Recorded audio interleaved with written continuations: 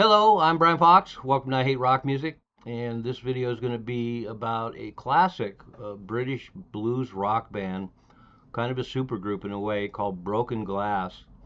And they came out with an album on EMI in the UK and Capitol in the US in 1975, produced by Tony Ashton.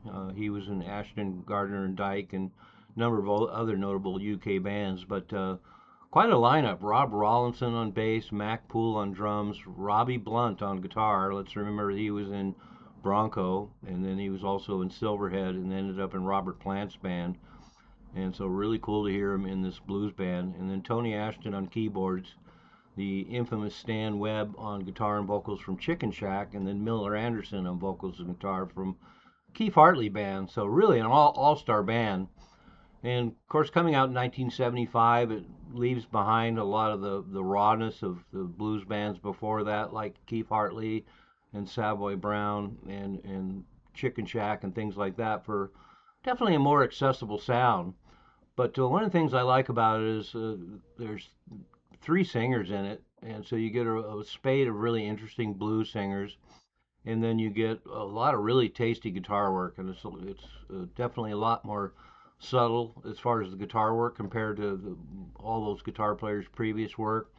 But really tasty work, and they all work together well, and it's a real treat to hear Robbie Blunt and Stan Webb play together.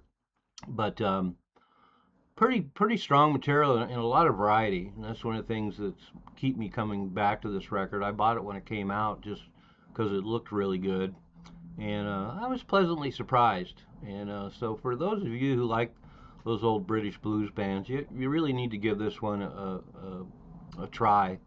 I know it hasn't gotten a lot of acclaim. It's not super collectible at this point, but I think it's a really strong record, and it's really tasty from start to finish. And I'm going to go through the songs a little bit. Starts out with Standing on the Border, which is just a really classic British rock song with some blues influence. Then it goes into It's All Right, which sounds a lot like Dire Straits to me. It has a really low key, toned down guitar sound and a little bit funky. Then they do Keep Your Love, which had a real nice reggae feel to it. And then Can't Keep You Satisfied, a nice blues rocker with some great slide work. Then a song called Jersey Lightning, which is acoustic guitar based, but a rock band with a real nice honky tonk feel with Tony Ashton's piano work. And then they do the classic song Evil. It's a rocker, but they kind of put some funky elements to it. And there's a couple of songs on here like that, Evil, and then followed by Ain't No Magic. They're both blues rockers, but have a funky element. And I've mentioned this before in videos that around 74 or 75, we had British bands like Headstone, notably. I did a video about them, where kind of funky elements started to come into a lot of work around that time, 74, 75, 76. I think with disco coming along, it might have had an influence on some of these people, but this definitely isn't disco. But the funkiness that they add really works within this blues rock format. Then they do a song called Crying Smiling, which is another real pretty straightforward classic rocker. Then Take the Water, which is another really just straightforward blues rocker, but they're all really memorable. They have good melodies, they're really tasty, very economical, very stark recording, killer rhythm section, great vocalists, um, great guitar work, just great guitar work all over it, and really tasty. And then they finish with the band title song Broken Glass, which is a real nice acoustic blues, a nice way to finish up the record. So I think it's a humdinger. As I mentioned, a lot of critics seem to pan the record. It isn't that collectible or anything like that.